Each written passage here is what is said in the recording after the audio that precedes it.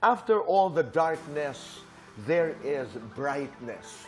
Hindi, ibig sabihin ng lightness, nakalimutan ko lang. Kaya, Ah. hindi, brightness kasi sa cellphone, kaya lagi kong binabright para mas maganda. So, nalito lang. Pero, ganda naman yung meaning, Uy, di ba? okay din, ha? Brightness, maganda yun. Kailangan mo rin maging Hindi kasi matalino. yung Tapos, maliwanag. Oo, tama rin kasi you're coming from darkness.